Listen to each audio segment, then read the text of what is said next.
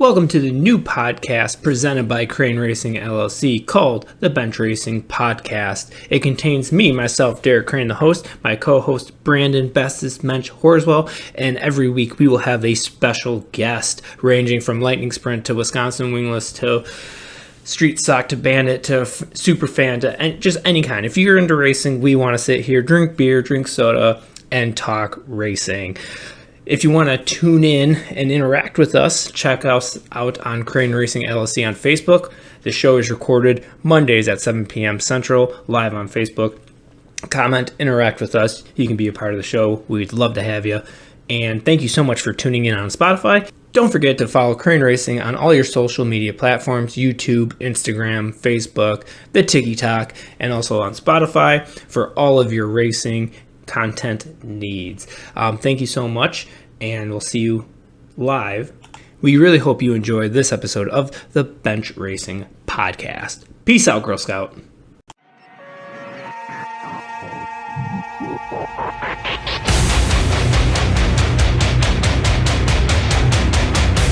Welcome to the circus. It's always awkward when there's like no talking, so I'll just kind of talk a little bit, a little field filler right now. Awesome! Well, we are live here on the Bench Racing Podcast with myself, the host, Derek Crane. Our special guest today is Bryce Andrews. Thank you, Bryce, for being here. Yeah, of course. And we are a little low on car count because Brandon couldn't make it. He's having some car issues, so it'll get it all worked out, but just can't make it tonight. Car issues suck, right? Terrible. What's worse, car issues or race car issues? Car issues. Yeah, they are. There's a can't go to a racetrack. Yes. Thank you guys so much for tuning in here. We really appreciate it.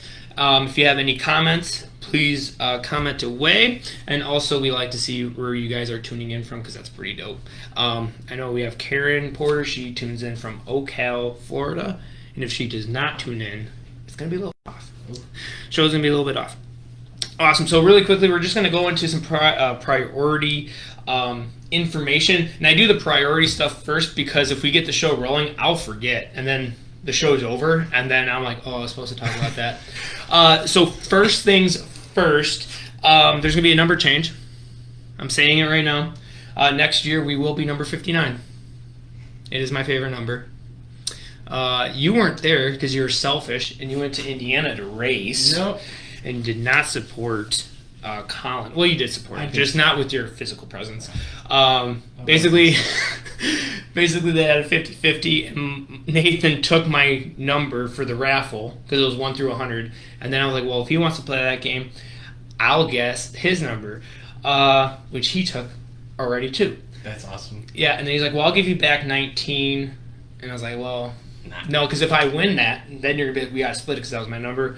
So 59 was still open, and that's my favorite number. It's been my favorite number for a while now, so I picked it, and we actually won with the raffle.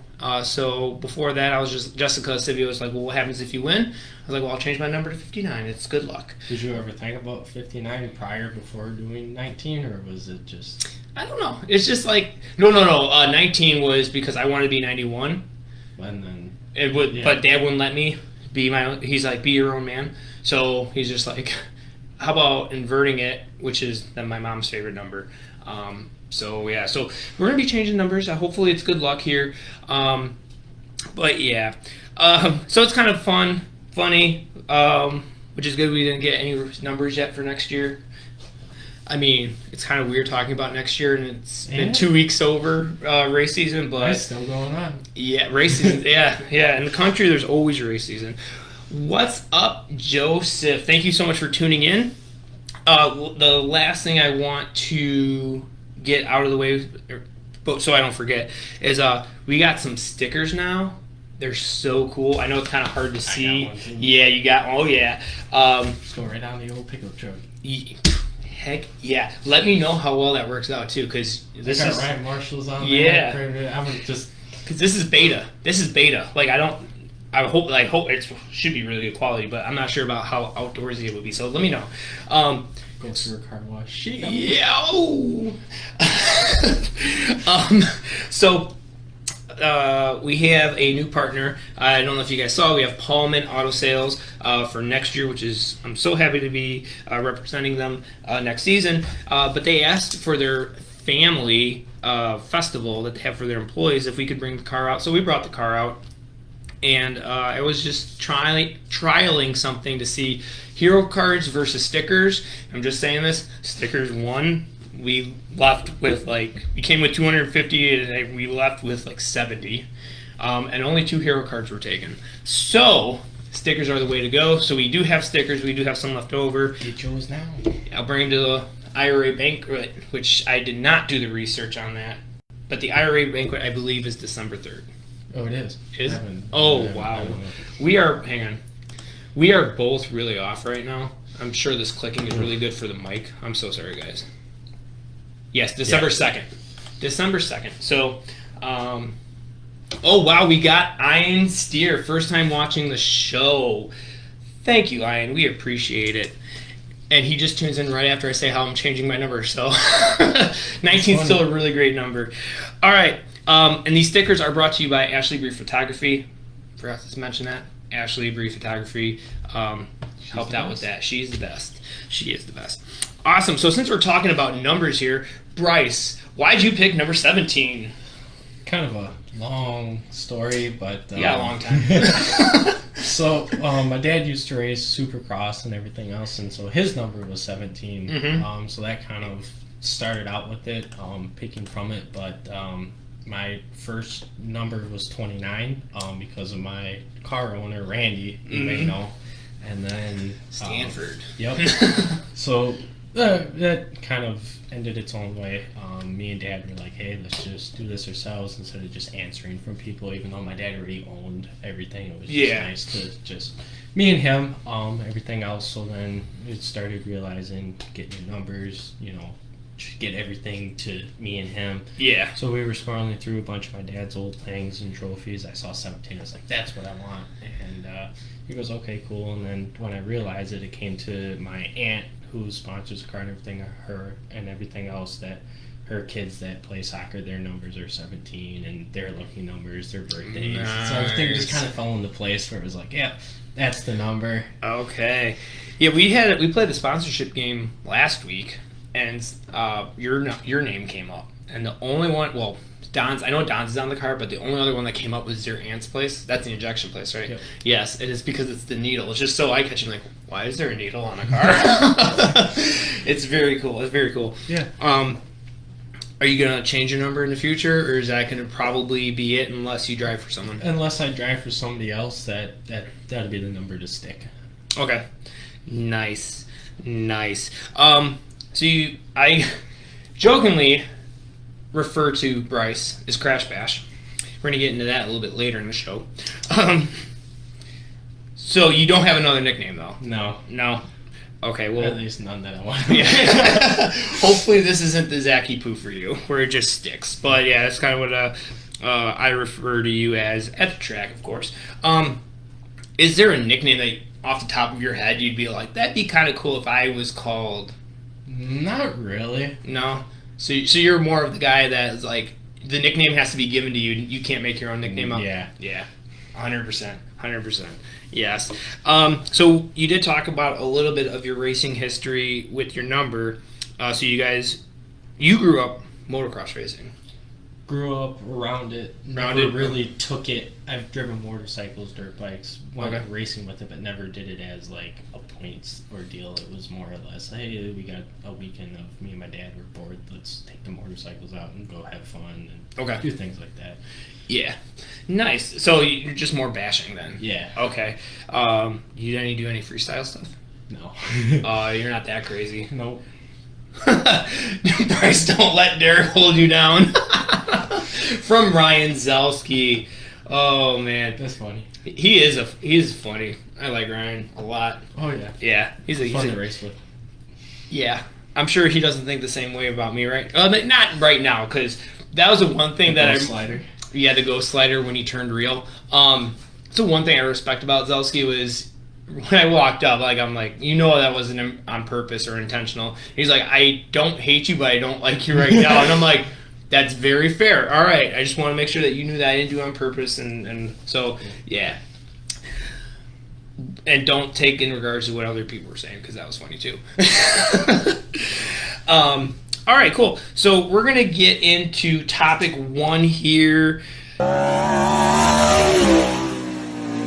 Presented by Next Gen Pumps, veteran-owned, American-made, warranty like no other, and partners of Bryce Andrews and Derek Crane. So that's really, really cool. We're teammates in a way. Kind of. Yeah. And, yeah, no, you did everything to help me out this year, so thank you. I appreciate that. We're talking about Indiana versus Wisconsin tracks, what we like about both, what we don't like about both. So, Bryce, what would you say the main difference between running at Indiana tracks versus Wisconsin tracks? People. What kind of people? Just people in general, just the whole attitude of just the way racing is, or just the way people contact you in ways, good, bad. It's a totally different environment. Yes. The racing style, just the way people act and the way they drive. Yeah. Do you think, tell Bryce to talk up, he's hard to hear. Oh. Yeah. I was kind of thinking that a little bit. I'm like, oh, you're a little soft, which is fine. I can move the mic a little closer so you don't have to hurt the voice cords there. Yeah, so the contact, just the way everyone races and stuff like that. Would you say the staff is a little bit different, or? Yeah. Okay. In what ways? I don't know. You don't know? But yes. All right, yeah, so I would say that, like, the people's a big part of it. So, like Paragon, when we went there 2 weeks ago, like, I went to go turn my transponder in and go get the pay from it. Like, I ended up talking to the lady that, as I was signing, where I transferred and everything else, she was like, oh, where are you from? I haven't heard of you or seen you here ever, really, she goes. And I was like, oh, no, we came all the way from Wisconsin. And she was like, oh, no way, that's cool. I said, I got buddies that come down here, too. I said, Derek Crane. She didn't know who you are. Yeah, I'm a nobody. I'm a nobody. But, she was actually, like, very, like, cool about it and everything else, and the way she was going about it. And we ended up walking away with 2 free T-shirts from it, one for me and my dad for making the travel and everything else, which was very cool of her. Yeah, it is nice. Else, so definitely worth the trip going back down again. Yeah, you got, what, $40-$50 in merch? Yeah. And then you got a little extra cash, too, didn't you? Yep. She felt bad that we drove all that way, and she was like, well, she threw in a little bit more money in there. She was like, hopefully, this will help. And she goes, I'd love to see you guys bring more friends from Wisconsin there and everything else. I was like, I'll definitely try my best. Yeah. I'm going to say that I feel that Indiana is more inclusive, and Wisconsin they're friendly people, but I'm just saying, like, classes and stuff, I feel like they're a little bit more exclusive because there's so many rules, which is fine. I know rules keep the cost down and all that stuff, but where else can you run a 604 wingless against another 604 wingless car? Really nowhere. So I feel like we kind of almost isolate ourselves, which it amazes me that the IRA Wisconsin Wingless had. A couple years ago, they were pushing like 40 cars a night, and even now it's a lower car count, but they're still above 30. So that's cool, but I just feel like mentally too, it's different. Like down in Indiana, you have no idea who's gonna show up. No. You can show up to a track, and you're like, I know Baloo's gonna be here, I know T-Maz is gonna be here, I know those guys. Here comes Matt Westfall. Yeah, right, Matt Westfall, and then you're like, wait. They're not here. They went to another track, and you're like, oh, I actually have a shot. Or you go to a track thinking you're going to have a shot, and then those guys roll up. But, I mean, that just makes the racing better. I mean, to kind of, like, have it balanced out to Wisconsin tracks, that would be, like, the IRA's there, and for whatever reason, Brad Sweet shows up, or Donnie Schatz shows up to the track on a IRA night. So that's kind of like the mentality of it. It feels a little bit different because you're not really checking who's here. You're just like, well, whoever shows up, shows up. What about track conditions? I mean, lately, I mean, just for the 2 weekends that I've been there, I've been there, throughout the year. But just this past weekends, I've noticed that tracks are completely different. Like, we went to Brownstown last week, and I mean, that track slicked out and everything else. So it was very different to race on, especially for me, who's still learning how to, race. Yeah. Yeah, for fans that don't know, how long have you been actually racing a sprint car? 3 years. 3 years, yeah. So. Yeah. That's pretty good. Pretty good. Not bad for the track record holder to be only racing 3 years. Triggered. Someone, probably. I don't know. But, okay, what about... So Brownstown slicked off a little bit, right? Oh, yeah. Just a little bit. Just a little bit. Yeah, by the heat race, it looked like it was dry. I showed you the picture of it, yeah. Yeah. What about Lincoln Park? You've gone to Lincoln Park. That is my beyond favorite track. I mean, that track, it's a sprint car track. Yeah. I mean, it stays tacked up. I mean, for beginning, they reran the crate motor there just because it was just what we had in the moment in time. I mean, I would like to say we were still competitive. I mean, we were just riding around the bottom, but we were just holding our own and maintaining ourselves. I mean, we would get a couple of those 410 guys that would blow the corner and couldn't hold, and that's when we would be able to pass. But now with the new motor and everything else, it seems like we can move around a little bit better. Yeah. What's up, Sean Sticks? Thank you for tuning in. Joseph commented, Rico showed up to Dodge County a couple years ago. That's true. And he's been to Wilmot a couple times during IRA shows. Yes. So it would be like that, but like almost every night you'd have a huge name coming in. What do you think the fans are like? The difference between Indiana and Wisconsin? We're just knocking everything down here, breaking everything down. Like we went down to Brownstown this past weekend, and we had a couple of guys stop at our trailer there, and this was their first sprint car race of the year there that they had. So a lot of people were checking out the sprint cars and everything else, and so we had our hero cars there, and those were going like hotcakes. Yeah, just one after another. But we talked to a lot of people. I mean, they were amazed of these things. I mean, some of them haven't even seen a sprint car, which was weird. I was like, "You're from Indiana, never seen a sprint car?" Yes. And that's because of where Brownstown's located on the map. It's pretty far south. Not as far south as Hopstock, but yeah. So it was cool. Everybody was like awesome about it. So a lot of people were digging our hero cards. I can't believe not many people actually have them down there, which I thought was weird. But I mean, they were definitely looking at the car. They were amazed that, hey, open wheel a car, and looking at the stagger and looking at, hey, you only run 2 brakes, Yeah. And a lot of people were amazed from it, and they were looking at the inboard shock adjusters that are on the car. Did you run them? All 4? No, just you wussed out. They were looking at that. They got a kick out of that. They were like, wow, that's cool. That's man, I was like, it's a lot of work to pull a tear off, and then it's like you're trying to adjust a shock and do this. It was a lot of work for me trying to do it and everything else. Yeah. Did you do it on the fly? Yeah. Yeah, it's pretty cool. I had to figure out how to do it, pull a tear off, and it's like throw a handful in there and working in the corner a little bit. You run them on the fronts? Yeah. Nice. Yeah. Yeah. A lot of people. Well, that's. I mean, I would love to see the Wisconsin Wingless go to a 4, in-car shock adjustment. They're not that expensive, I feel like. I mean, you already got the money into the car, so it's... I mean, the argument is that it's going to add cost. But you're already so far, in my opinion, into having the crate car that what's the other cost on top of it? Exactly. And they said that it's going to be an added cost because the drivers on a lower budget, let's just say, will not put them in. However, if I'm not mistaken, a lot of those drivers still had wing rams in for the 604 wing. Yeah. So I would love to see them. I'm not lobbying, but I am for it.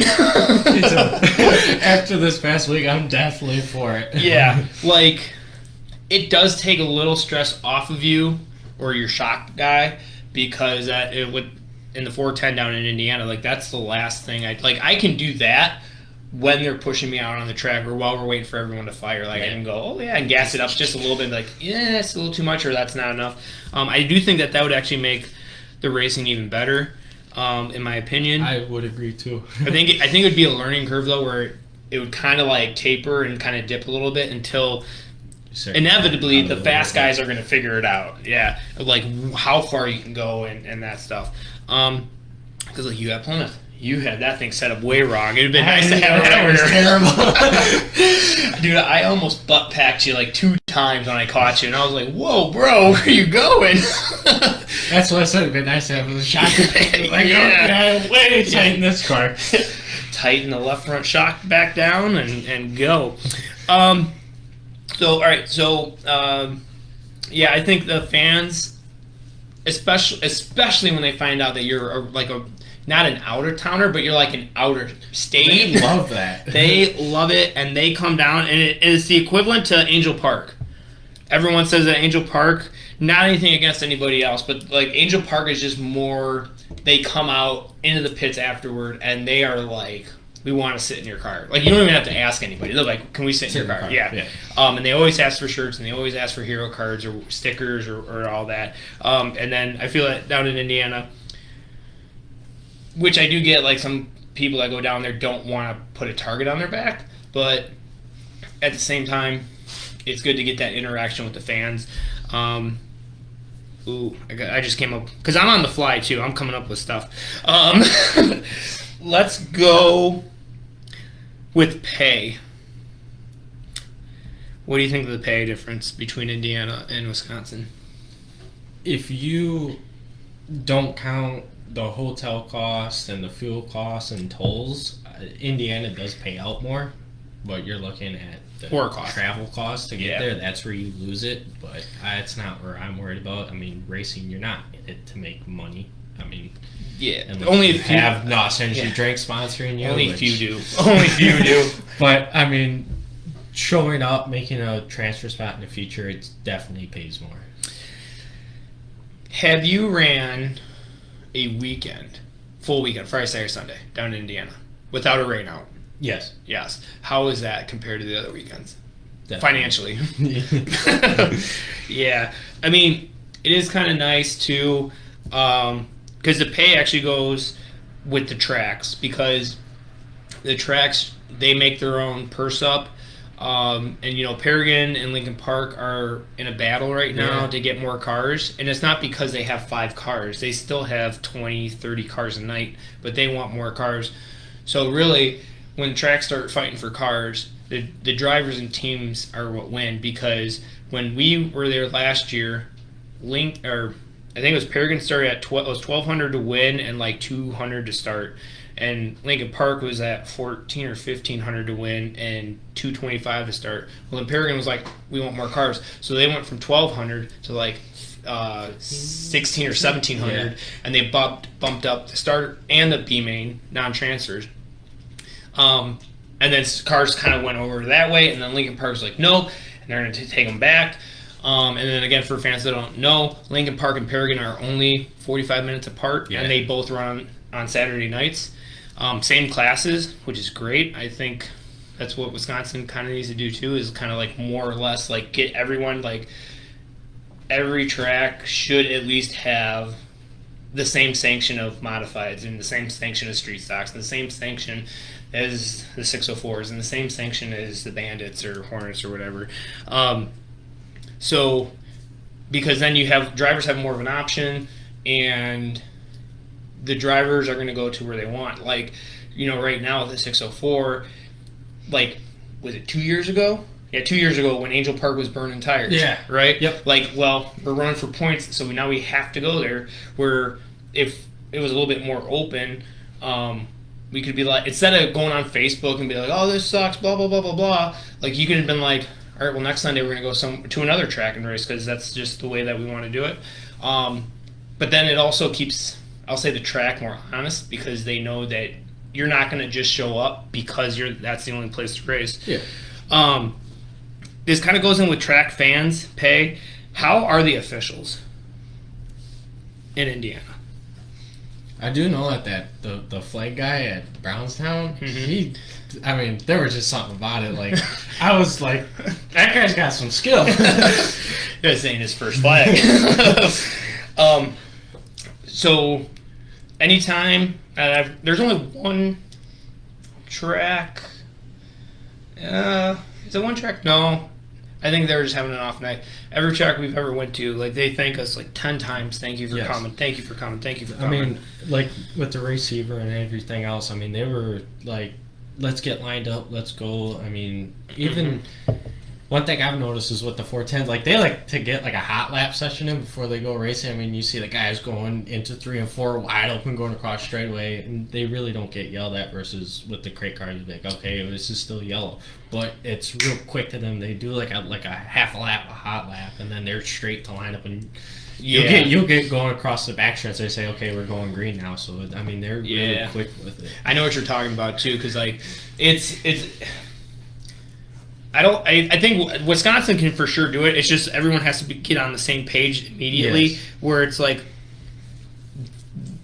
they should have the pace truck half a track ahead, and everyone kind of bunched up. Yep. And almost like if you know you're going to be in the first half or first quarter, you should like get in front of that pack, and then when they go, all right, line up, you can gas it up because you'll get a half lap, feel the car out, and then line up and then come to green.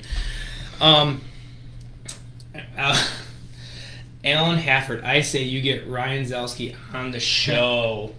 Well, fun fact, he will be on the show next season for sure. He texted me, was like, hey, when am I going to be on the show? I'm like, I honestly didn't know you wanted to be on the show, but yeah, we'll have you on for sure. But we're just booked all the way till Christmas. So really? Wow. Yeah. That's cool. It's weird to say that. I'm that special. Yes. You made the cut. No. So yeah, Ryan Zelski will be on for sure, season 2. And once we get past the holidays, I'll start to kind of book our guests for season 2 and holiday break. Yeah, we're doing a holiday break. Yeah, the Monday before Christmas, so a week before Christmas, we're having a Christmas special, and then we're going to be off for like 3 weeks. Okay. And that'll give me time. Because, like, I don't want to be like, hey, you want to be on the show? Yeah, what are you doing? March. It's like, it's way too far in advance. So yeah, but we're going to get Zelski on. It's gonna be that's going to be a barn burner for sure. I'm going to ask you this one, and which will kind of lead into the last point here. Steel blocks or 410s? Do you like racing again? So, I like them both. For like running like midway through the year. Just because if we got a night off, it's nice because we got the crate motor in the car. It's nice to just go around with the steel blocks. Mm-hmm. But as of beginning of the year, we can have time for the weekend to swap out the motor. So then it's like running with the 410s. It makes it a little bit more better. Yeah. What do you think the competition differences between the steel blocks and the 410s? It's way different. I mean, first of all, to begin with, for me at least, it's nice to say that I have better equipment. So I'd say that's what makes me a little bit better. I mean, not toot my own horn, but with the steel block. Steel block. Well, yeah, you have a sharper pencil. Exactly. But I would like to say it's, for what I see, it's like a lot of guys do things where it's like, whoa, versus like me, it's like, okay, I kind of know better a little bit. I mean, don't get wrong, I make my fair share of mistakes too, but it's like, I definitely wouldn't do that. Yeah. That's what Marshall said. He's like, yeah, these guys aren't afraid to junk their crap down here. I'm like, yeah, no, I think that's why they got 3 different colored whites on the cars, just because those are from 3 different cars that they had to piece together. Yeah. I mean, there's the one car I was watching under yellow. It's like I was watching the right rear wheel do this. I was like, yeah, that's bent. But they're still going to send it. Yeah, it's cool. You can watch the front end, not even squared. It's like, okay. Yeah. So when I watched the steel box, they're like, it's good. Like, honestly, though, that's kind of, I think, what the IRA was envisioning the Wisconsin Wingless to be, was kind of more like bring back the older cars that you can still get use out of them. Yeah. But then what happened? Drivers are going to be drivers, and teams are going to be teams, and new car's a new car, and tires and all that stuff. So, and I think the 410, especially when I ran the crate down in Indiana, like you had to be almost perfect just to keep up with them. on top, and so I call that horsepower between the legs. All right, so what do you like about Wisconsin tracks? I like a lot about Wisconsin tracks. I like Angel Park a lot. I know you don't, but I like it. I like that track. don't have luck there. I mean, I like the whole history about that track. I mean, Yeah. My grandpa, grew up around there, did a lot of midget racing. He crewed for quite a few guys like Harry Turner and people like that. So, I mean, being able to go to that track, look in the museum, like, hey, my grandpa worked on that car, or things like that. It's kind of cool. Yeah. Just to, like, hey, my grandpa's name's, There. in there and Yeah. things like that. And it's like, okay, I'm racing at that track, and being able to talk to, like, another legend like Jimmy Jones, who I work with, too. Okay. It's a legend at Angel Park. It's very cool to make that connection with them, but it's also nice that it's, I shouldn't say right down the road, but right down the road, I don't got to drive, 6-7 hours down south. I can drive 2 hours north and still have the same amount of fun, in my opinion. Yeah. Angel Park is, like, I don't want to bash anything. So I hope I don't come across that way. But it's just, I like Angel Park. I like the history of it. The speed there is fun. Yeah. But it's just, we don't have luck But there. that's the same thing, like going to Wilmot, it's right down the road for me. It's basically in my backyard. It's definitely a fun track for what it is. And same thing, going to Beaver Dam. Well, when we did race there, it's cool. Yeah. It's a bank track. It's fast. It's awesome for sprint cars. But, Yeah. I mean, so Wisconsin tracks, what I like is, the commute's a lot nicer. I feel that Wisconsin tracks have a little bit more variety in track surfaces. Yes. Than Indiana. Like, really, it's like if you're north and west of Indianapolis, it's going to be probably a tacky track. Yep. If you go south and east, it's going to be Wisconsin, kind of Dust Bowl, but still, like, that's just the clay. It's just how the clay works, right? So I think that there's a little bit more variety. Or like you go down to Bloomington, that's south, but that's hammered down all the time. So it's nice with the commute, more variety. I will say the hangout or the party after is way better in Wisconsin. Oh, it's way better. Indiana? No. Yeah. Yeah, one time we finished at Circle City, and I was like, Dad's like, let's have some beer. I'm like, all right. So all the races are done, we're sitting there, and one of the guys were like, you driving home tonight? And I'm like, yeah. He's like, you're going to have a beer? I'm like, yeah. Yeah. Oh, yeah, Wisconsin, they give you a 6-pack when you get your driver's license. I think it's 7 out of the 10 drunkest cities in America are in Wisconsin. Really? Yeah. So... Yeah. But yeah, like the after party is great and I think that's where you kind of can let your guard down a little bit. That's what I'd say what's is cool about like Wisconsin racing. It's like the after party. It's like for like me, it's like okay, go talk to this guy, go talk to that guy. Yeah. And you both feed off each other. For me, it's like I gain so much information from talking to these people to just learn and everything else. It's like in Indiana, everybody else is okay. Feature's over. Some people come up to me just because they've never seen me before. So like, hey, where are you from? They'll question me. But it's like outside of that, if they knew who I was, it's pack up and go home. Yeah. Yeah. So let's bring the after party to Wisconsin for sure. We have a comment here from Swerve. Off 3 weeks sounds like your race schedule. Yes. Got to get my beauty rest, Swerve. Come on now. You think these locks of curls grow themselves? They don't. Yeah, I'm figuring out as I'm growing my hair out, like my hair is kind of curly. It's weird. I've been told that too, but I don't grow mine out. You should. It's great. You get to get people telling you to cut your hair all the time. That's what my dad always says. Yeah, exactly. Okay. Topic 2 here.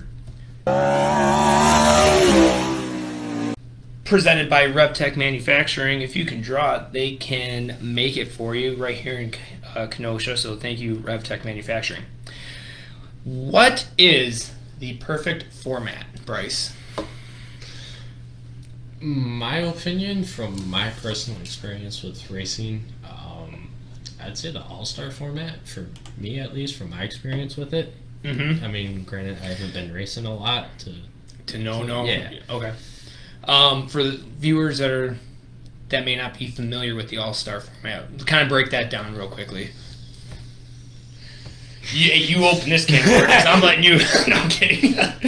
We're kind of about the same, but it's just a little bit different. So like we were talking about that earlier. You mentioned your half about it. And like I said, I kind of experienced this weekend a little bit, into which I can definitely see what you're saying from it, but just how qualifying and everything else, we were talking about that earlier, and everything else. Okay. So the All-Star format is, I think it's qualifying in your groups? Qualifying in your groups, your heat races and everything else. Line straight up. Yep. Yeah.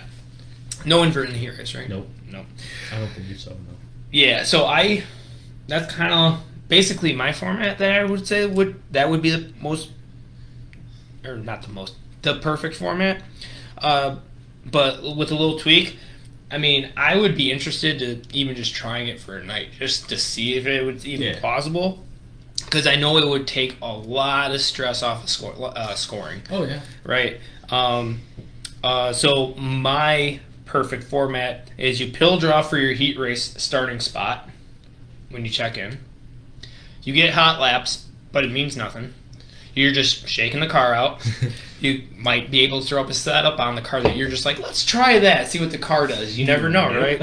So you get to experiment a little bit more. Then they line the heat up, obviously, by the way that you drew, and then do a hard top four, top five transfer. And heat race winner 1 starts on pole. Heat race winner 2 starts second. Heat race winner 3. Yep, so 1, 1, 1, 1, 1. 2, 2, 2. Yep, 2, 2, 2, 3, 3, 3, 4, 4, 4, and so on. B main is lined straight up from non-transfer cars, so that would be 666 or whatever. Yeah, 777. And then after that, they would tag the main straight up on how they finish. And the reason why I say that is because, to Bryce's point in the earlier topic, with the competition, is that Indiana drivers drive so much harder. It's because most of the formats run this in a way. Like, they'll still qualify, but you're qualifying within your group. But I would kind of like to see a pill draw for your heat race, because you might have a super stacked heat race, and you might have a heat race that doesn't really have any heavy hitters. So I wouldn't say it's more fair, but you get more variety. I look at it too, is like when you start a feature, you're kind of racing against somebody that I would like to say you kind of got like the same speed, same speed, same talent, versus Yeah. So, and again, like I said, that this would just make every spot, every race mean something. Because let's say right now, if you qualify really bad, motor doesn't fire. Used to that. If you don't qualify, you start last in your heat. Kiss your night goodbye. Yeah. You start last in your heat. If you don't make it up to a transfer spot, you start last in the B. So basically, you might as well pack up and go home. If you don't qualify good, you might as well kiss your night goodbye. Yes.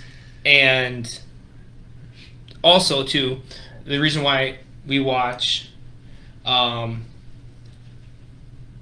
Swerve, I see your comment, 1, 2, 3, 4, 5, 6, etc. Are you like for the heat races? That's how they start. So heat race 1 has 1, 2, 3, 4, 5, 6. 1, 2, 3, 4, 5, 6. Yeah. Maybe.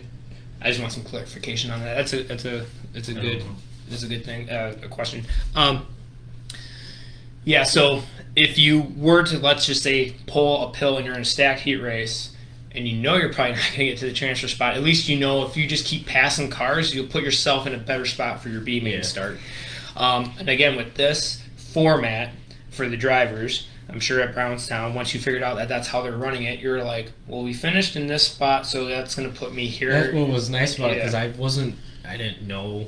It's not a home track, so I don't know where to go look at or who to get a hold of. So it was like, okay, well, this is what I did, so it wasn't that bad. Okay, 1, 1, 2. Okay, I'm probably going to start here or here roughly. Sure enough, it's right where I was. So made it a little bit easier versus going to Wilmot or just dealing with our group in general. It's like, okay, the invert. And you got the invert figured out in my head. Wait, did Sivia win the heat or did he not win the heat? Because then that would knock him out of I feel the best way that I could shorten this up is I feel that this format puts your fate of the night into the driver's hands versus other drivers based on where you are. Yeah. Now, to the invert for the main, I think if you worked your butt off that hard all night, you should start on the front row, or at least where you should be in that heat race. If you finish second, you should be, row 3 or 4 or whatever, versus, well, we didn't qualify good, so that means we have to start 15th or something. Yeah. So that is kind of like the perfect format that I say. Now we're going to kind of go through a little something because I am slightly professional and I took a lot of notes here. So bear with me real quick. Okay. So I went through this season alone.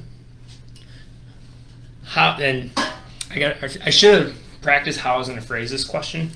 It took me a second. Yes. It takes everybody a second. Save twice. Yes. So I took the top 16 in qualifying. Now, the reason why the top 16 is so important is because that's your invert for your heat races, right? If you qualify 16th, you're starting pole of heat 1, and if you qualify fast time, you're starting 4th in heat 1.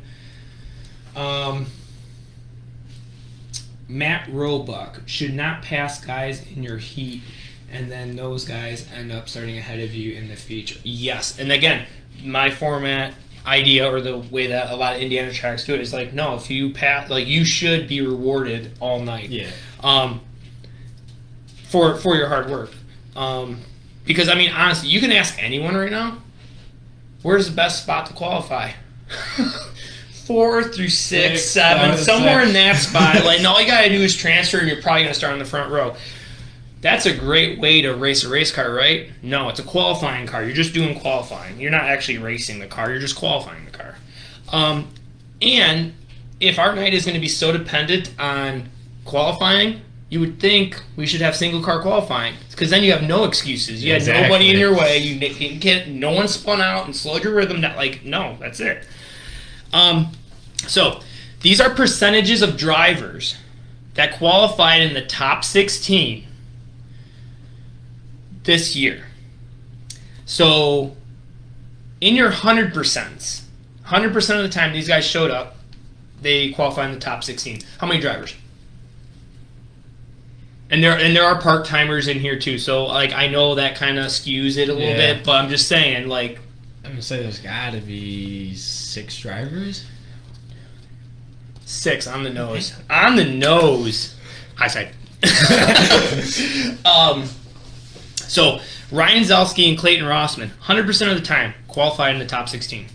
Yeah. Then you have your part-timers. Myself, Brian Strang, Jake Kuba, and Matt Vanderveer. Part-timers, but when we show up, you qualify in the top 16.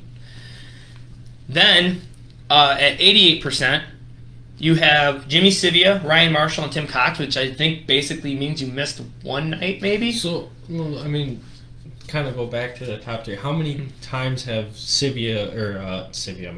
Brian Strain, Matt Vanderveer raced with us? Do you know? Oh, because if they just raced them one time, I mean, would you count that? Or I mean, yeah, the only one that was really questionable was Vanderveer. I think he ran twice, but we'll get into something in a second here. These are just times you just qualify in the top 16, which is basically the top half.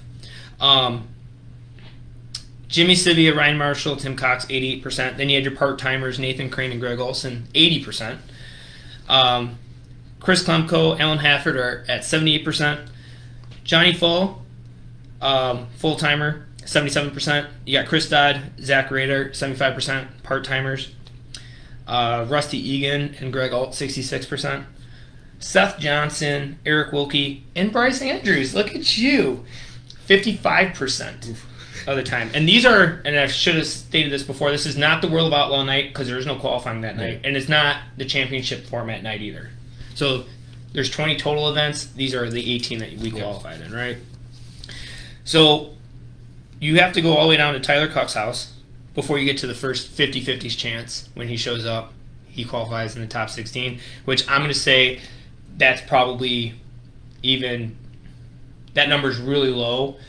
What's up, Jimmy IE? I would say that Tyler Cuck's house's percentage is lower than what it would probably, because he found speed towards the end of the season. So I'm sure if we had another 5 races, that pushes, boost him up. right? So Drop me down, boost him. yes. So really, I mean, if you look at all these names, Zelsky, Rossman, Crane, Strain, Kuba, Vanderveer, top 16 in points. Yeah, Sivia, Marshall, Cox, the other Crane, Nathan Olson, Chris Klemko, Hafford, Johnny Falk, Chris Dodd, Zach Radar, Egan, all like those. That's way over 16 just there, and I'm pretty sure. Actually, wow, all those names. Well, except for Greg Alt, all those drivers have won features. Crazy, crazy. So basically, on a night, those are going to be your top 16s. And then you have your 1, 2, 3 offs. So I want to give everyone a little love too. Tate Hensley, Natalie Klemko are at 44%. Lance Thompson, Craig Lager are at 42%. CJ Malik and Tristan Furseth are at 38%. Dennis Spitz is at 27%. Sean Swims at 25%. Ralph Johnson, the participant, is 22% with Austin Hansen. Quiet Riot himself, Josh Davidson, 16%. Part-timer Dan Wade at 15%. David Wallace, 11%. And then Trinity UTEC and Tom Eller at 5%. Right? So out of the whole season, 23 full-timers qualify in the top 16 at least once, and 15 part-timers qualify in the top 16 once. Which is that's pretty good. Yeah. But it's so high percentage that really you're only going to have on a given night you'll probably have 12 of the same drivers every night, kind of in that top 16. So that also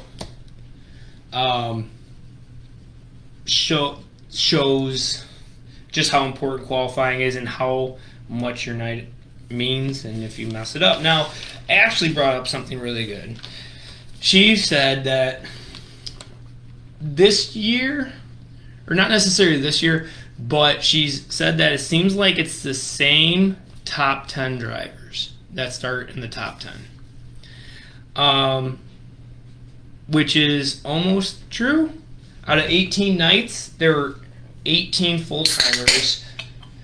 There were 18 full-timers that started in the top 10 at least once, and 6 part-timers. And then if we're going to go by percentages, we have Clayton Rossman at 100%, myself part-timer at 92%, and I'm using the actual My Race Pass, where you're like, I went to the back twice, but I was supposed to start in the top 10, right? Jimmy Sivia and Ryan Marshall at 83%, Ryan Zelsky's at 77%, Zach Rader at 75%, Alan Hafford at 72%, Tim Cox 66%, Chris Klemko 55%, Rusty Egan 50%, Chris Dodd 50%, and Tyler Coxhouse and Matt Vander are also at 50%. So before we even get to like the 50-50 shot, it's 1, 2, 3, 4, 5, 6, 7, 8, 9, 10, 11, 12, 13. Yeah. So Ashley, in a way, is right that it is the same top 10 drivers almost every night.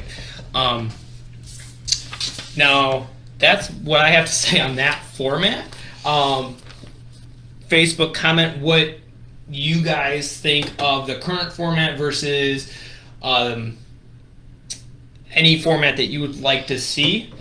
Matt Roebuck here said something. I don't know if he meant it, but it triggered my mind here with the format here. Excuse me. Matt Roebuck says, "Oh, I like stats." Sorry, dyslexia. He said, "Oh, I like stats." I read it real quickly out of the corner of my eye. "Oh, I like starts." So I was like, we didn't talk about starts with formats. Yeah. Do you like the no-no cone? Not really. I think it slows down the action going into turn 1. Yep. Because everybody's got and then you will kind of wait for the guy in front of you because they like to do something. And it's like, eh. I mean, I could argue 100% that the no-no cone is actually more dangerous than it not being there. Maybe like Sully and hit it too. Oh, I've hit it. I've hit it plenty of times. But like close. So the thing with the no-no cone is I know it's halfway up the track. Yeah. But like when you're coming, they're usually on it or like a few feet off the no-no cone. Yeah. but and it's at the start finish line, so you don't know if he's going bottom or top. Yep. So if you're really wanting to try to gun it, you have to take a 50-50 shot. Exactly. Like, he might go to like Plymouth 2020. We restarted. I was restarted behind my brother Nathan, and I'm like, we have a shot to get a solid top 3 here. And I'm like, I don't care if he's going to the top. I'm going to the top, and I just hope he's not there. And I'm glad he went down to the bottom because that would have been looking like the Bodine brothers at the break. Like, you purposely drove into it. I'm like, no, I just came in with a whole head of steam. With Indiana, Matt Roebuck here says, start like USAC, wide open after leader starts. Yes. Also, a lot of drivers would have been penalized if we did start like USAC, because USAC, you have to be nose to tail, bumper to bumper. You can't be hanging out here, can't be down here. Otherwise, it's like a 3 spot? Or no, 5 spot? I gotta look at the rules. I think it's 2 spots if a yellow comes out, but I think it's 3 spots if no yellow comes out and it ends. You're docked 3 spots or something. It's 2 or 3. So that's good. I like that. But if we want to do the whole fanning out thing, let's go Circle City, bro. I was at Angel Park. I had a car up here, and I was like, who do I go behind? He's up here, but there's like 4 guys in front of me, and they're in a straight line. It's like, what do I do? I did kind of feel like that. Like, I was just like kind of like under the radar, like, hey, race director, so what am I supposed to do when 2 cars are here, but the next 2 cars are up here, and another car's not, like, am I supposed to follow the car in front, or am I supposed to follow the leader? I don't know. Yeah, so if you really just want to make it easy, just Circle City. Lights turn green, tracks green. Go. And I got Clayton when he went down. I told him, too, after the driver's meeting, I was just like, hey, when the light turns green, you can pass. And then he started like 9th, and we started 19th. I was coming through. We met around 8th, 9th, somewhere there. And yellow came out, and I'm sitting down. And they're like, all right, guys, we're coming to green. And I'm like, I don't think Clayton remembers that. So I waited, and I just saw the light turn green. I darted underneath them, got like 2 spots, 3 spots. It was so cool. But then the kingpin in the right front decided that it didn't want to be welded to the front axle anymore, and I almost went for a big ride. Yeah. So those are kind of just different. And Matt Roebuck, or Facebook too, how important is a start or restart in your opinion as a spectator? Karen Porter, I like to see individual time trials.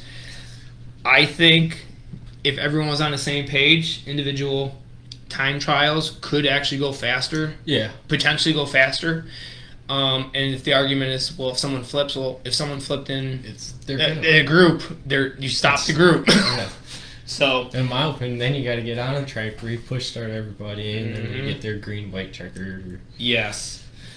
Jeff Curcio, double them up on restarts and choose high-low. Would make for more exciting racing and probably more than 6 different winners. I would say yes to double file only if you can choose high-low. Yes, that I could agree with. Because if it's a lockdown track and you're second, you're like, I'm going to lose 5 spots here because I can't get down on the bottom. But if you can choose high-low, and then also, if it's a lockdown track, you're probably going to get your top 4 or 5 guys to go out on the bottom. Guy in 6 might go to the top. Yeah. And he actually might get the guy going into 1. So Circle City did double file restarts, but it was first, second, third, fourth, fifth, sixth. And that... it made the racing better, but it didn't make a driver kind of it was just like, you just hope that you're there. I'd be skeptical of is more wrecks. Well, you be flipping. So, if there was a vote right now, would you go for double file restarts with the choose? Double file with your choose. With the choose? Yeah. Yeah, you would? Okay, double file with no choose? I mean, gotta be careful because, I don't want to say something that I don't want and it actually happens. Because I'm trying to lobby here. Like I said, no. Double file would make the racing better for spectators. But like I said, if it's a choose, high-low, I'm good. If it's a double file no choose, I'm with you. No. Again, it would be cool to see that, like, to trial it out on, like, Fair Night or something. Yeah. But, like, just to see, like, I'm not saying, like, okay, this is it for the rest of the year. Okay, Jeffa. So, his comment is double them up on restarts and choose high-low would make more exciting racing and probably more than 6 different winners. Jeff, if all the races had double file restarts and it was a choose, who are 2 or 3 guys that haven't won a feature this year that you think would benefit from that format? There we go. That's a good question. That's a very good question. Yeah. Yeah, this was a great topic. Wow. Nice. So while he's doing it, hopefully he's replying, because that's going to be awkward if he's That's not. when they click out of it. Like, Yeah, nah. All right, so the bench racing alt would be one. Okay. He was coming for you that one day. Yeah, and I held him up. I had the anchor out. Let's cheer for him. I did tell him afterward. I'm like, if I am so mad that I dropped the ball, and I'm even more mad that you didn't win, because at least if you won, I could be really Sully. Well, he wouldn't have a right rear to eat. Oh, love you, Sully. Yeah, so we have a few minutes here. Jeff's still doing his third, or if he's doing 2. TB might, if Sully can, TB can. So with the new name change with the Bench Racing Podcast, like, iron steer, single car qualifying, line them straight up, choose cone on restart, single file if there's a okay. Yeah, that's another thing, another can of worms. If there's a red on a double. Oh, Bryce. Jeff has said Bryce would a feature on that format. I'm trying. Yeah, that's actually a really good thing too. Like, if they were to trial it too, they would also have to kind of see, like, is the racing that much better that we're willing to risk more, possibly more reds? Yeah. Because everyone goes to the track to watch people race, right? No, they go for the crashes. They haven't paid for a crash yet. I think if they paid for a crash, they'd be a little bit more sad when someone crashed. Yeah, so with the Bench Racing Podcast, like, I want this to be a little bit more like just more bench racy instead of more topicy. So that's why there's only 2 topics, and I'm still surprised we're at 56 minutes. Wow. Yeah. Wow. We'd be talking. So now Bryce and I are just gonna bench race here. Please feel free to comment anything, and we'll go for about maybe 5-10 minutes about some stuff. Because I got 2 things that kind of lead us into that. So the first thing is I got some very constructive criticism from some viewers. There we go. Which I always appreciate, because, you know, this is for you guys. Like, I mean, I still would talk to Racer if you guys weren't watching or listening. But, you know, this is for you guys, and hopefully you guys are enjoying this. So they have said that sometimes it feels too constrictive because of the topics. So again, and then also we were in Jeff's hot tub on Saturday, and Marshall and I were literally just talking about everything, and I'm like, this is kind of like how I'd like the show to go now, actually. So we're just gonna be talking. Did I hear that you 2 were sitting in a hot tub together? He's gonna kill me. There were more people. We had swimsuits on. Come on now. You have socks on? Did he have his socks on? I have no idea. I actually don't know. I know a lot of us woke up with headaches the next day. Let's just say that. I don't remember what happened. Oh, perfect. Here we go. Perfect way to start bench race portion of the show. Jimmy Umnus. Bryce, how did your weekend go? I went actually very well. Got an awesome top 10 finish. Started out at a track never actually really heard of, nor kind of decided at the last minute, like, hey, let's go. Would you call me Wednesday? Hey, have you ever ran at this track? I'm like, nope. Where? So, I mean, me being me, I'm just trying to get as many laps under my belt as I possibly can. And no better way of doing that than going racing. So I called Derek up on Wednesday. I was like, hey, have you ever heard of Brownstown? And he was like, yeah, I've heard of it, never raced it. I was like, oh, good. I was like, well, I'm going racing there. And, you know, with having different motor and different shocks and everything else on the car, it's kind of been a little learning experience. We got new shocks thanks to Eddie Boyd and everything else. We had that with the crate car and everything else, and that's just been a night and day difference. And with that, I was like, I gotta figure this out, gotta learn it. The car's totally different. And I've just become obsessed with it. I was like, I gotta keep racing, I gotta keep figuring this out, keep feeling the car. And I decided to go down to Indiana. I couldn't end the year at Plymouth in September. I was like, let's keep going. So we went down to Brownstown. Like Derek was saying, they did it down there where it was you pull your pill to where you start in your heat race. So our qualifying was just hot laps. It was practice. It didn't mean nothing, but it meant a little bit to me because in my group, I set quick time in our group, which was pretty cool. Come to find out, actually, yesterday. It was another track record. I was very close. I was 0.02 of a second off. And this was against 4 times. Yes. And with that, I was 4th overall. After I kept looking through it on there, I took a picture of the lineup, and they had all the times down. So I was 4th overall. Started 6th in the heat race, finished 6th. Somehow started 10th in the feature and finished 8th. Nice. How many cars showed up? 19. Ooh, nasty. Wow. And then we were going to go to Circle City, but they got rained out, so we decided to go to the Asphalt USAC show at the Indianapolis Motorplex and watch that, and they got rained out halfway through. But it was actually very, very cool to watch. I've never been to a USAC pavement race, but that was cool. I'm a big CJ don't say the wrong name. I'm a big Logan CV fan, and it was pretty cool watching him. How many shirts do you have? All of them.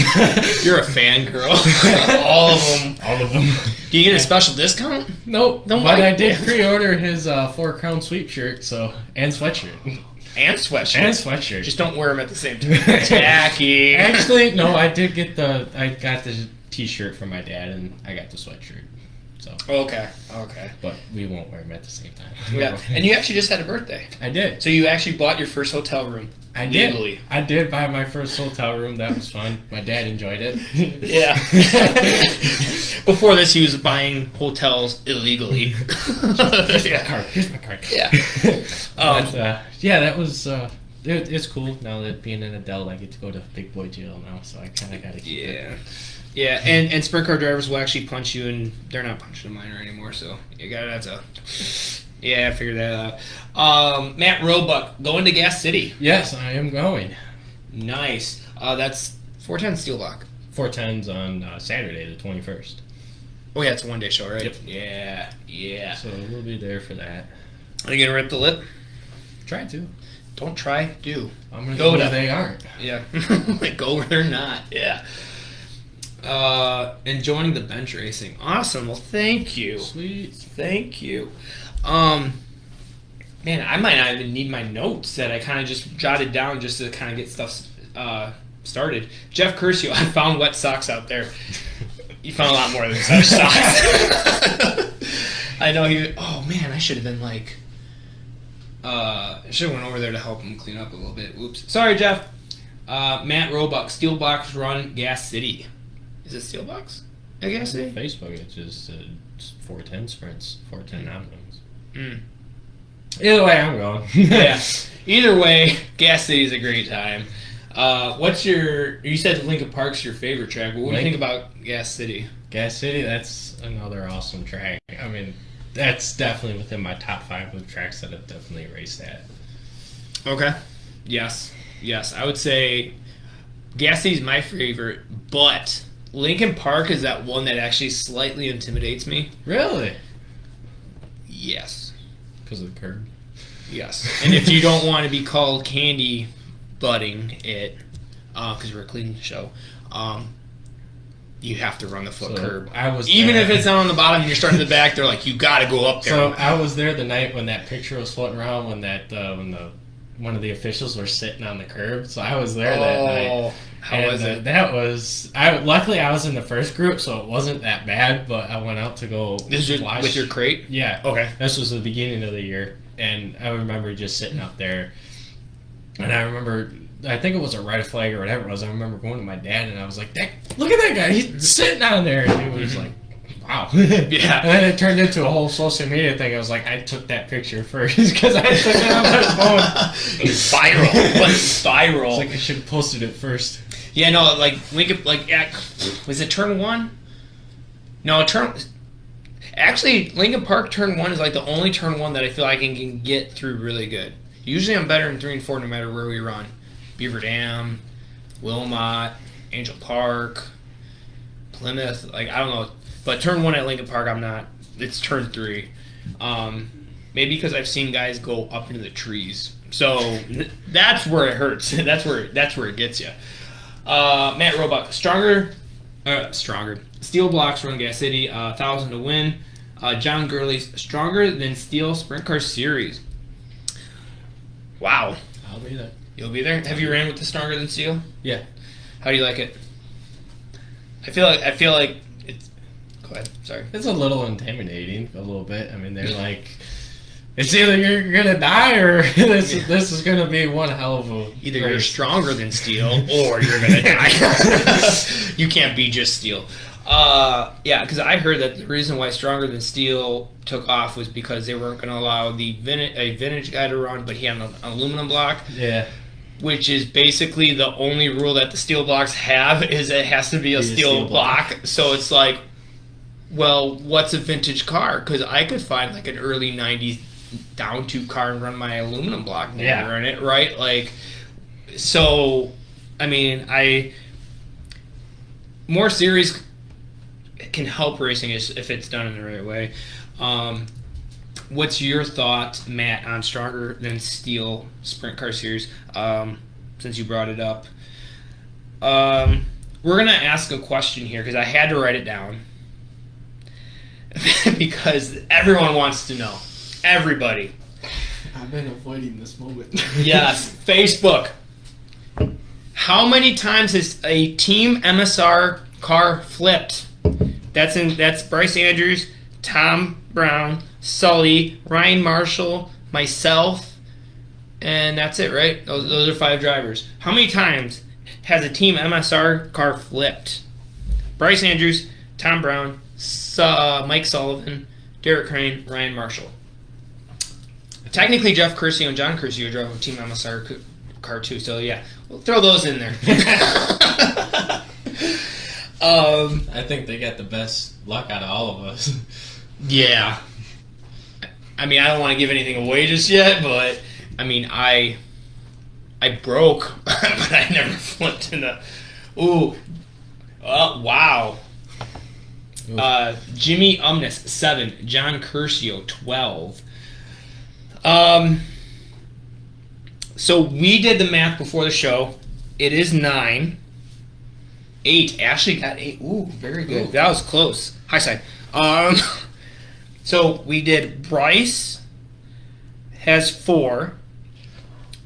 Tom Brown has 1. And Sully has 4 question mark. It depends on how many kind of call it, like modified days and things like No, that. sprint cars. Sorry, sprint cars. Yeah. Sprint cars.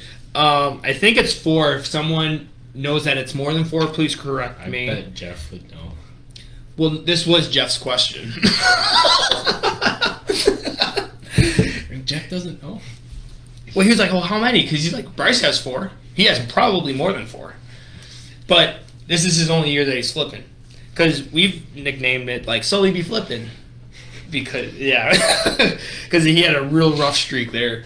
Just, that's what it is. Tom Brown's, oh yeah, and myself and Marshall, we have not flipped with a Team MSR sticker on it. That's right, because we were making fun but he of has the flipped fact. with a Thank Sully sticker on his car. But that's not Team MSR. Still had Sully on it. I know. Maybe Sully's just bad luck. Jimmy Umnus. We're talking about the Team MSR sticker, Michael Sullivan Racing. But yes, I have flipped twice. That's it? Well, 1.2. Like that first one was a 0.2. It wasn't even a real thing. It was just like, oh no. Almost like when someone yells timber. It was like that. But yeah, so Bryce, you've had 2 flips in a row. Back to back, or is it 3? 3. 3. Ouch. Sorry, I didn't mean to bring that up. Sully did 2 back to back. Tom is the only one that just did it once. Record. See, we got 1, 2, and 3. Yeah. Oh, wow. Okay. It's a Team MSR thing. So I set the record high. Yeah. And the track low. Track record low. Oh, Jimmy. Okay. Yeah. You realize that after. All good. So I don't want to open too much of a can of worms here. But how do you feel about your flips? Do you feel like you learned something from them? Do you feel like it wasn't your fault? Do you think it was just a racing incident? Like 50-50. 50-50. Why not? Which ones? I'm going to say World of Outlaw Night. I'd say most people can already say that wasn't my fault. Okay. And then there was that the non-point show. I had a video of it, and some people asked to see it, and I sent it to them. And everything else, like I said, I'm not that type of person that's going to go on social media that say, this person did this, and yeah, I'm just not that type of person. I'm going to say that was their fault. I mean, I could have probably tried to miss it a little bit more than I could, but I mean, You just weren't expecting it. You weren't expecting it. I was going into one. I mean, wide open. I was going to wholesale that car in there, and then all of a sudden, trying to exit the track. But I ended up talking with the person. I mean, we cleared. No, we can name. Yeah, so we're talking about the incident on September 16th. Ralph Johnson, something broke on the car under green, and he was trying to pull off. And I think he didn't think that he was running last already, so I don't think he thought that anyone was behind him, and just kind of left a little bit of a gap between him and the wall, and Bryce was up there and he went to go pull off. I mean, when I saw that, I'm like, yes, there's something wrong. It wasn't that he was just like, oh, I'm just gonna pull off. Yeah. So you're cool with that one, right? What about the Outlaw Night one? Outlaw Night, I mean, I have the videos on my Facebook page. I mean, you can see I was just driving the bottom, trying to go straight and... Okay. And then the first two. The first one, my first ever one, that was 100% 10 my fault. I hit that front wall at Wilmot, as I like to call it. The berm? Yep, and just... So you did it before Sully did it? No, Sully did it first. Oh. Yep, and then I did it after still didn't learn your lesson. Come on, man. And then the second one was getting into Daryl Dodd's car. Yeah, Zach Radart. I got the... What happened? Like, because that was like right behind me. Like what? Checkered. I got the video of it. I can show you afterwards. Yeah, but what were you thinking? But that one hurt. That one hurt. Actually, I ended up getting a hospital ride on that one. Yeah, and so did Zach. Yep. Yeah. A couple of bruised ribs and everything else, but I'm still here to tell the story. Yeah. Well, obviously we can laugh about it now. You're all right. Like that one, I was in a state of shock. I didn't know what happened. I just remember going up, and I remember just, this is gonna hurt, because it kept going and going and going, and then all of a sudden it stopped. Yeah. Yeah. I mean, as a third party here looking at it from the outside, I just think like you went for slider and just didn't clear it all the way. But you don't remember, so we'll just have to kind of split the atom there. John Curcio, which is better, DRC or Spike, and why? Well, I think if you are getting a non-wing car, DRC. I don't think you can pick. Like, if you pick one of those, you're fine. DRC. You like a Derek Crane race or Derek's race car? Yep. Okay. Have you driven a Spike? No. So I feel like this is to me now. So BG's car's a DRC, and I drive Spikes. When the Spike is hooked up it feels like a DRC, and when the DRC is hooked up, it feels like Spike. Like I don't. And if you were to look at the cars, I think there's like only very minor differences between the two. But I do also think that a tube is a tube. You just got to figure it out. Like, one car might like a turn instead of a turn and a half of tilt, or might like a 3 off more than a 4 off or 5 off inch offset. But safety-wise, either or, I don't think you can go wrong. Like, those are probably... John, would you say that DRC and Spikes are probably the most safest non-wing cars on the market right now? I tested that theory. And so has Sully. Because, yeah, I know Triple X's are cheaper, but at the same time... I like my DRC better than my Triple X. I can say that. Yeah, the Triple X are more throwaway cars. Like, you flip it, and it's like almost... It's a little bit more. It's only like a couple $100 more to just buy another one and fix it.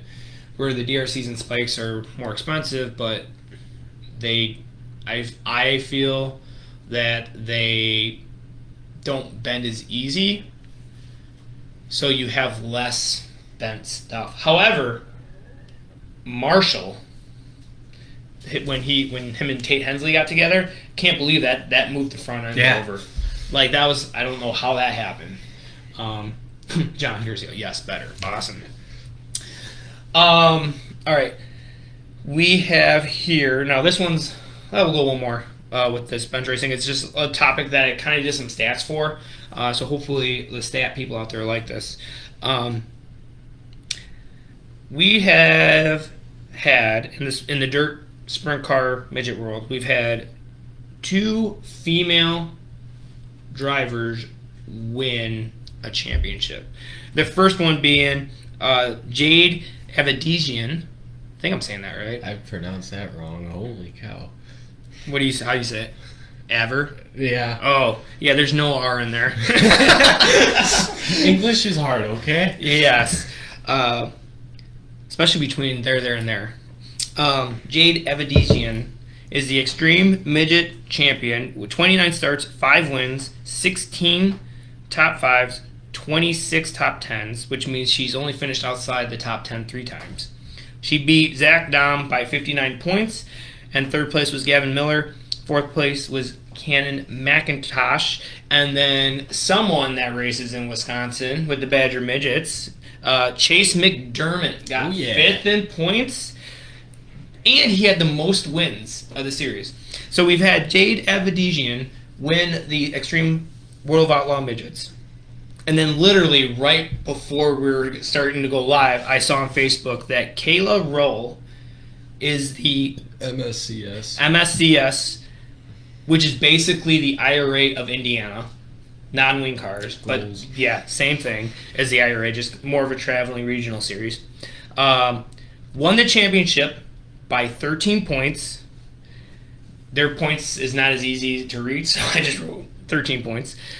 She got Rookie of the Year, youngest driver to ever win the championship, and the first female in series history. She knocked out all And 4. she is, I don't know how old she is, but she is way under 17. Yeah. She is definitely under 17.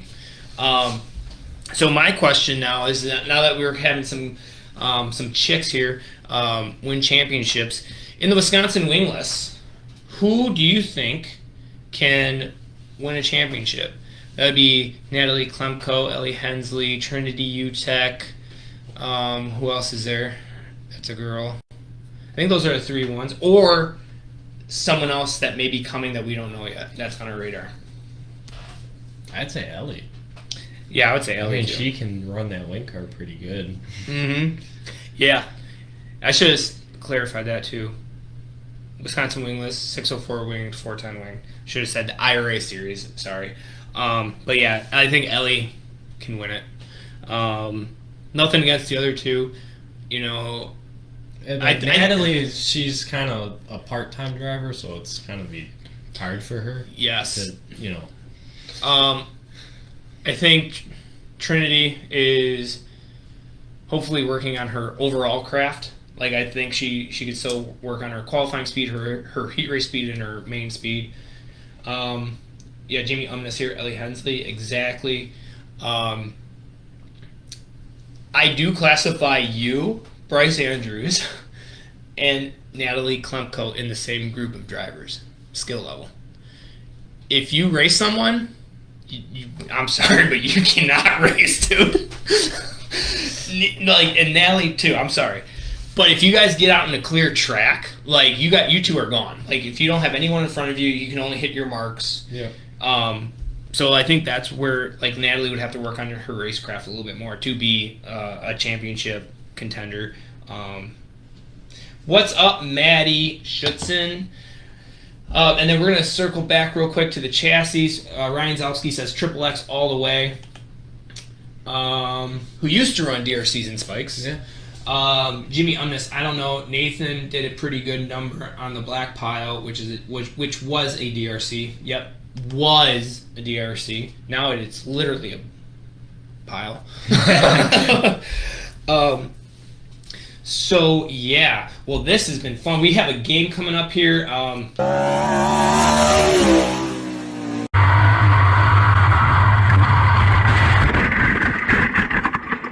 So I forgot to mention our presenting sponsor. How dare you! I know, I'm a rookie.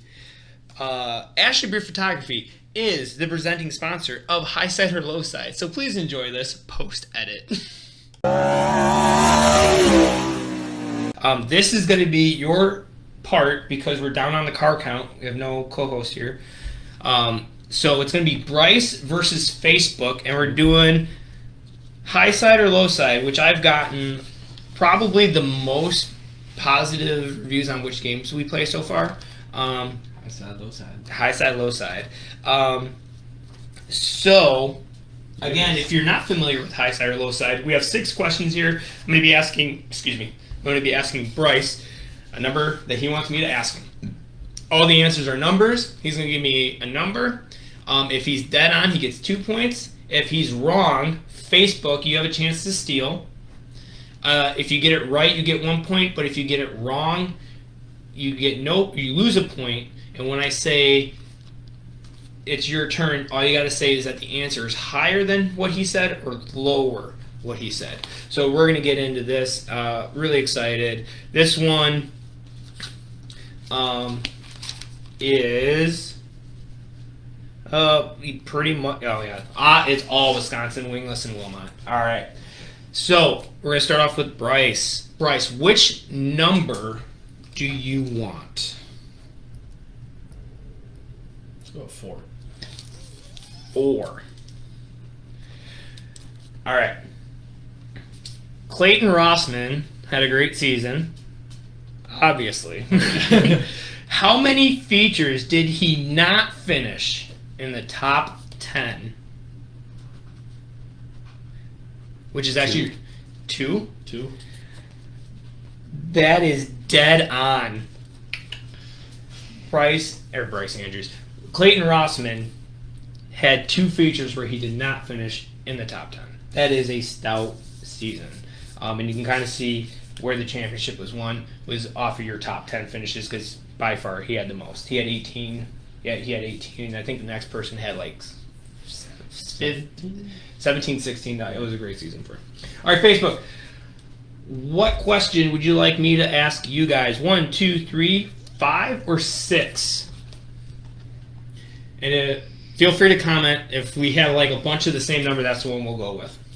While we're waiting, you are going to be only racing at Gas City there? That's the last race of the year? Yeah, Gas City, and then the 28th is at Circle City. 28th is at Circle City. Okay. Yes. Oh my goodness. 1, 5, 3. For a couple more. Yeah. We need some tiebreakers here. One more second. I should probably figure out how to do this to where it's more like whoever does it first. Oh, actually, 2, 3.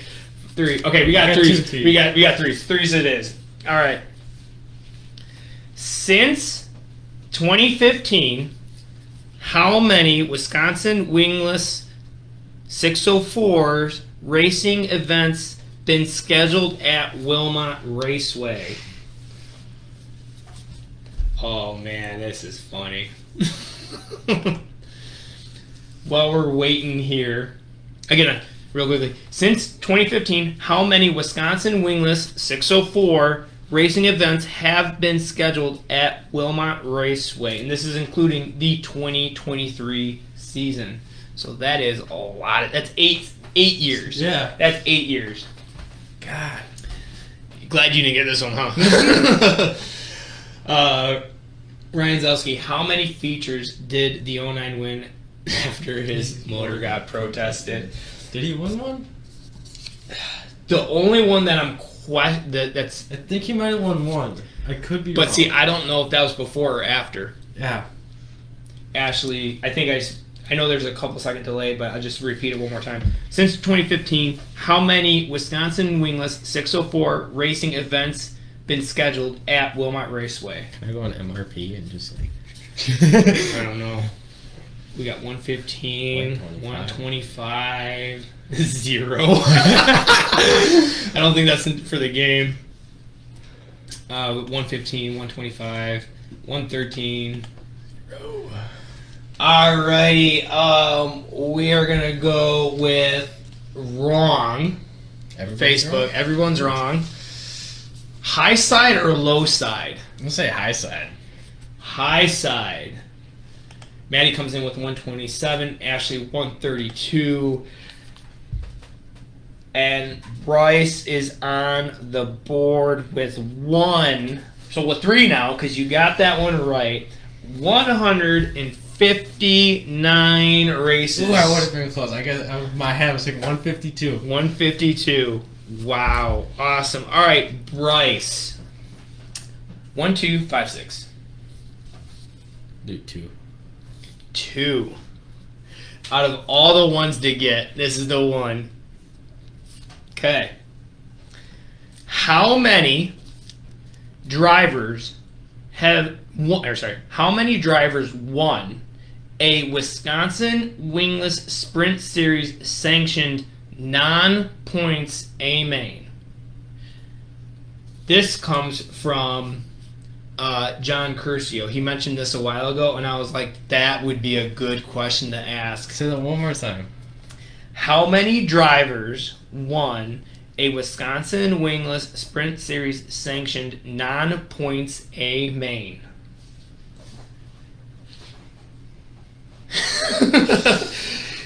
And the way that I determined that was a non-points race is I literally went through the IRA points and anything that had racing with something else or was on the board. Mm-hmm.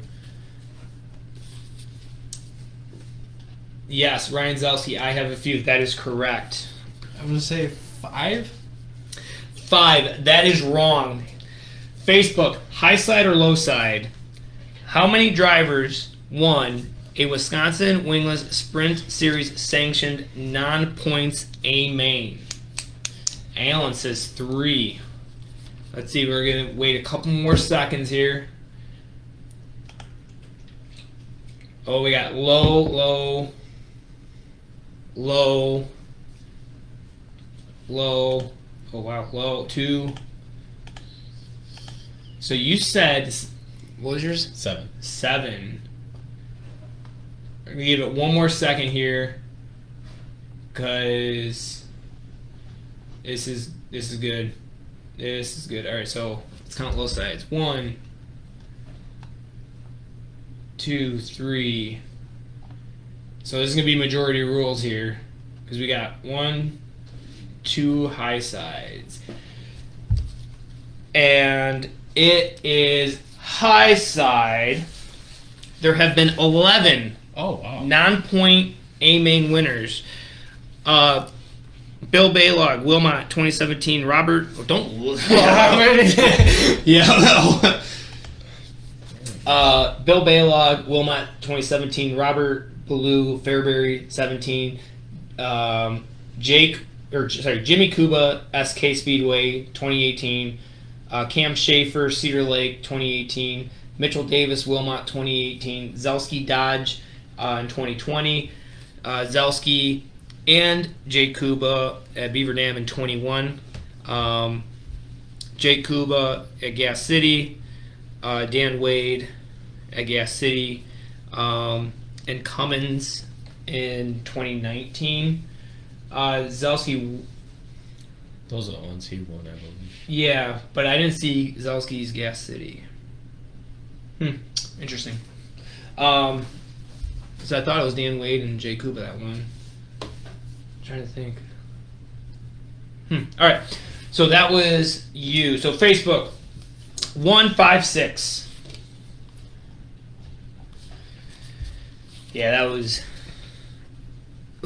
fun to find because there's like no good stat to go off of. That was just that's like, a good one. I sat here. So thank you, John Curcio, for that idea. That was very good. And I do feel like I can go to John with some stuff where I find I'm like, I don't think this is right. All right. One it is. Oh, just naming tracks. Oh, gotcha. Okay, all right, cool. Scared me. All right, Facebook's going with 1.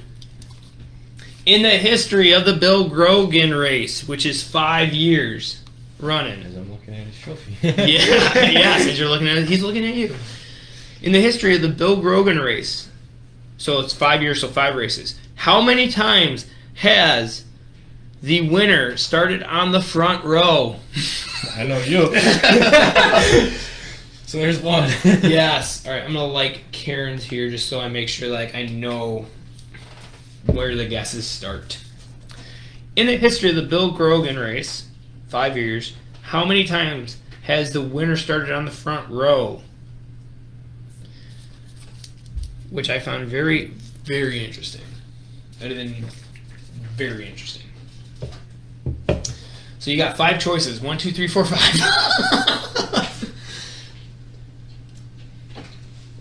All right. Ryan Zelski here says 2. Jeff Curcio says 5. So all of them.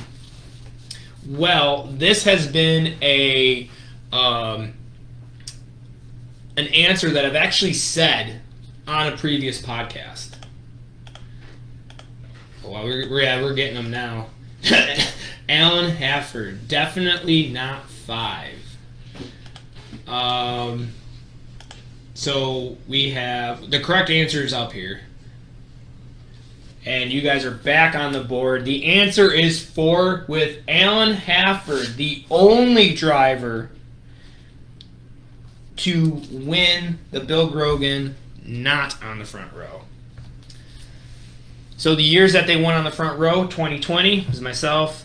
2021, believe, was Sivia. Or is that 2022? I'm getting those mixed up, but I know Wilkie was 2023. Yeah. And Marshall won it in 2022 because he qualified like crap. But then that night they had the dash, and he just happened to I think, win the heat race or something. And that got him in the the dash, and then he won the dash, and then made some money that night. Made a lot of money. That's what we need every weekend, though. All right, Bryce, 5 or 6? Do 5.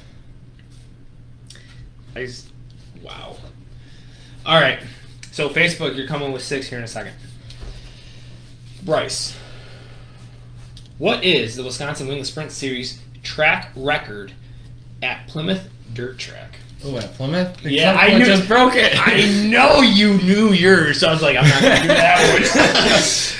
What is the Wisconsin Wingless track record at Plymouth Dirt Track? And because you got it, it's got to be to the nearest 100th. For them, I was going to do nearest 10th. So I'll give it a little bit harder for you. I think it's 13.342. That is wrong. Facebook. Yes, Glencoe just broke it. Yes, that's why it's fresh on everyone's mind. I want to hit this. What is the Wisconsin Wingless track record at Plymouth Dirt Track? Highside or Lowside of 13.34? Yeah. I should write that down so I don't accidentally say the right one. Or 13.2. Yeah, and because I said nearest 10th. Yes, official 14.2, Alan Hafford 14.3, and yes, so Highside is more. Yes, high, and actually Alan got 14.302. Wow, 14.3. Oh, Jimmy, no. Lower means faster. 13 is quick. Now, unofficially, I think it's 13.87 because it happened in the feature the last night. Track was bad fast. All right. Facebook. What is the most common race number in the 2023 Wisconsin Wingless Sprint Series? Yes, thank you, Matt Roebuck. Unofficial 91 had a 13.8 on the last night in the feature. So That's booking. That's booking. What is the most common number in the 2023 Wisconsin Wingless Sprint Series? And I'm thinking the number, not how many of the one number. Oh. And it's actually a three-way tie. So all I gotta do is just pick one of them and I'll go with it. So Facebook, what is the most common number in the 2023 Wisconsin Wingless Sprint Series? Boom, boom. Let's go. All right. And of course, I'm using drivers individually, not cars individually. And give it one more second here, because this is intriguing. How should I announce the number? Or the numbers? Oh wow, yep, okay. Alright, yes. So every single person that commented, Alan Hafford, 7, Matt Roebuck, 7, John Curcio, 4, Jeff Curcio, 9, John Curcio, 7, Karen Porter, 7, Jimmy IE, 7. You all picked the 3 numbers that were tied. There are 4 drivers for each of these numbers, 4, 7, and 9. So with your 7s, Facebook +2, yeah, because they got it. So with your 7, it's Ryan Marshall in the X, Trinity UTEC in the 7, Josh Davidson, I forgot about D, Davidson. Ellie Hensley, L.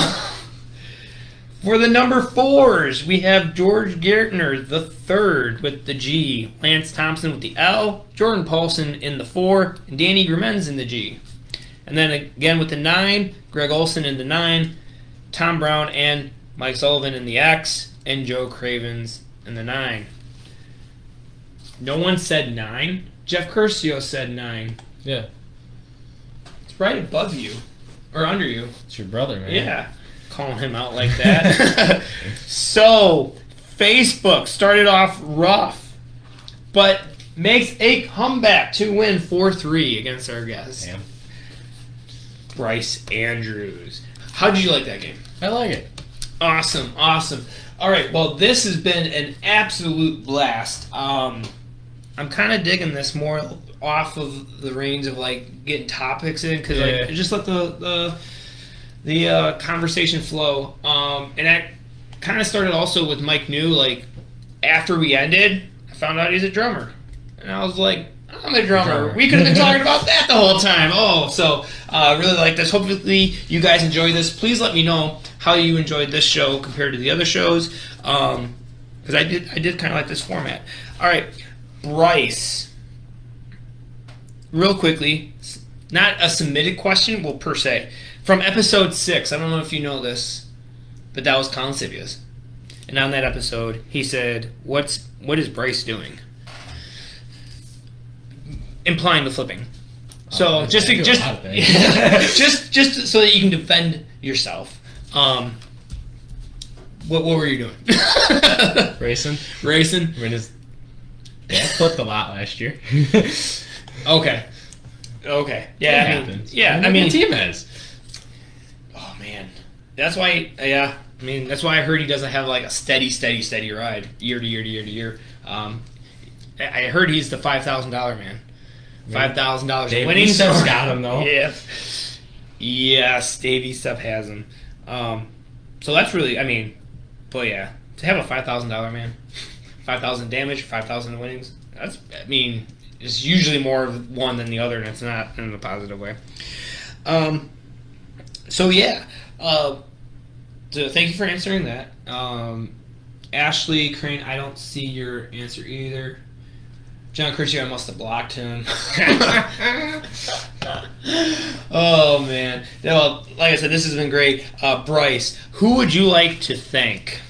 I got to thank everybody that's part of this whole crazy racing experience with me. But mainly, I got to thank my dad for literally everything. Taking time out of his weekends from working and everything else to come help support me and everything. I got to thank Tony and Carla Pontillo over at Don's. I mean, they do so much for me. It's actually ridiculous.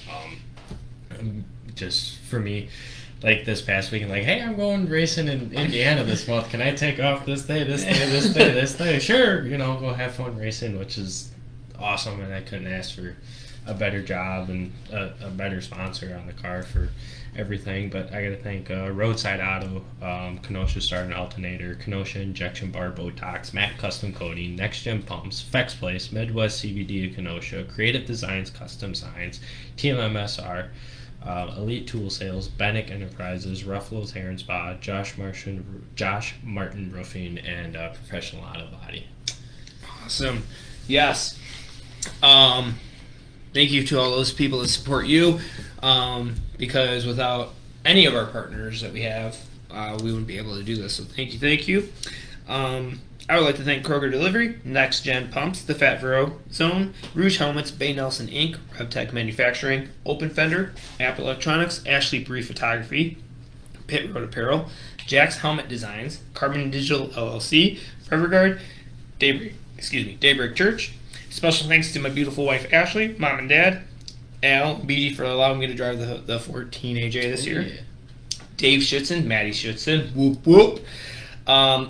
Jimmy IE, Brandon, Bestis Manch, Zen, Jack, Jessica, Big One Fan, Nathan, and of course, my youngest brother, Caleb. I almost said Kyle again.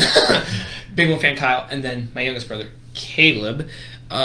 Caleb, your secret word to text me is Bryce B. Flippin'. Let's just use that. Thank you for being a good sport with that, too. Next guest hint is Big Daddy. That is your hint for who our next guest is. And real quickly, I see Jimmy IE Umnus. Don't forget, November 11th, Accelerate Indoor Go-Karting event racing season isn't over yet, guys. Yes, unfortunately, I will not. Well, unfortunately, fortunately, I will not be there because Ashley and I are going to be out in Arizona and Utah, living out of the van for 9 days. Which is great. All the hikes! I'm so excited for them. I hate flying, but it's worth it. At least that's what I tell myself. But yeah, so November 11th at Accelerate Indoor Racing, Nathan's third annual, I think it is now, Midwest Racers event. Now, I don't want to start anything, but he's stirring the pot. He might be moving it. We're not sure, because there's a banquet now on that date that there's some guys that want to come but can't because of that. So I'm not saying anything yet. It's still November 11th officially, but it might be moving. And if it does move, it'll be at a little later date, and then I can come back. And that'll be great. And I'm looking for that Brady Bacon alphabet soup. That I don't even care if I get knocked out in the sea, man. I'm doing that. If I'm paying $100, I'm gonna get as much racing as I can get in. So that's pretty cool, and it's for money, and a lot of bonuses. So yeah, $100 is a lot, but I mean, you're gonna be getting paid some money, and there's just so much. But as we get a little bit closer here, probably in the next episode or the episode after that, I'll be kind of going into more of the details of what the price payouts are for that. And going from there. But yeah, thank you guys so much for commenting and being a part of our show. We can't wait to see you next Monday, 7 p.m. Central, with our guest, Big Daddy. and we're gonna have a great time. And thank you, Bryce, so much for coming in. Thank you. And good luck this weekend Appreciate it. and next weekend. Manny should move it so I can go. Yes, Manny. Me too. Yes, exactly. More people. Awesome. Well, thank you guys. I'm in Derek Crane. Peace out, Girl Scout.